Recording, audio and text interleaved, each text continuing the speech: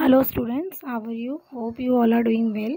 Previous class में बच्चे हमने जो टॉप पार्ट पढ़े थे वो थे ब्रिटिश एनेक्सेशन मेथड, डायरेक्ट और इनडायरेक्ट, जिसमें हम डायरेक्ट मेथड पढ़ चुके थे। जैसे ब्रिटिशर्स ने मैसूर को, मराठास को, पंजाब को डायरेक्टली एनेक्स किया था। तो अब हम जो सेकेंड मेथड पढ़ने वाले हैं, the method is subsidiary alliance, that is the indirect method of annexation. The subsidiary alliance was started by governor general lord Wellesley. ठीक है, लॉर्ड वेलेस्ले जो थे उन्होंने सब्सिडरी अलायंस का सिस्टम स्टार्ट किया था। It was a very clever method developed by the British to expand British territory indirectly.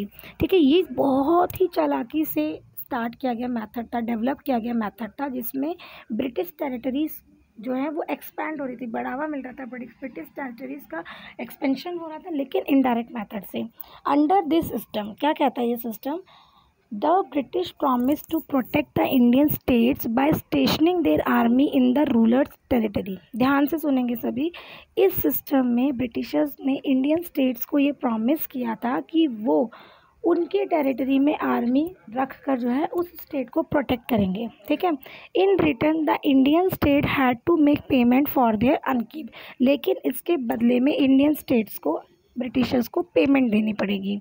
If the Indian ruler fail to make the payment, the part of their territory was taken away as penalty. और अगर कोई भी Indian ruler इस payment को देने में नाकामयाब रहा, यानी कि फेल हो गया, तो उसके टेरिटरी का हिस्सा as a penalty British territory में मिल जाएगा। A British official called resident was also placed at the court of the ruler। Her ruler के कोर्ट में एक ऑफिसर जिसे रेसिडेंट कहा जाता था उसको अपॉइंट किया गया था।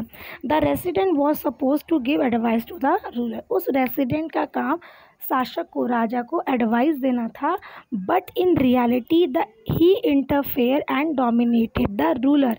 लेकिन रियलिटी क्या थी कि ये जो रेसिडेंट थे वो इंटरफेयर करते थे शासक के काम में और शासक को डोमिनेट करते थे। The Indian ruler also could not maintain any relation with any of the ruler without the permission of the British. इसके अलावा जो रूलर्स थे जिन्होंने सब्सिडरी अलायंस पे सिग्नेचर किए थे, वो रूलर्स दूसरे शासकों के साथ, दूसरे रूलर्स के साथ भी किसी तरह का रिलेशन मेंटेन नहीं कर सकते थे बिना ब्रिटिशर्स की परमिशन के।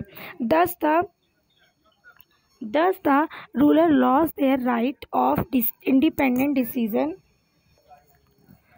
making and their military power also rested in the hands of the British। तो इस तरह से सब्सिडरी अलायंस के थ्रू ब्रिटिशर्स ने शासकों की जो डिसीज़न लेने की पावर थी, जो मिलिट्री पावर थी, वो अपने हाथ में ले ली थी indirectly। The British had gathered for themselves influence and power that allowed them to maintain large force at the expense of Indian rulers and to take over the Indian state any time they wanted. Britishers को इससे फ़ायदा ये हुआ कि वो अपनी army को, अपनी फोर्स को और ज़्यादा बढ़ा सकते थे और ज़्यादा स्ट्रॉन्ग कर सकते थे। किसके खर्चे पर? इंडियन रूलर्स के खर्चे पर। और साथ ही किसी भी समय जो है किसी भी इंडियन स्टेट को अपने कब्जे में ले सकते थे। तो इस तरह से ये जो सब्सिडरी अलायंस थी, इसमें उनको ज़्यादा लड़ाई झगड़ा भी नहीं करना पड़ता था, लेकिन इसके बदले में उनको पैसा भी मिलता था, अच्छा खासा मनी मिलता था, और साथ ही साथ वो कभी भी किसी भी इंडियन स्टेट को अपने कब्जे में मिला सकते थे।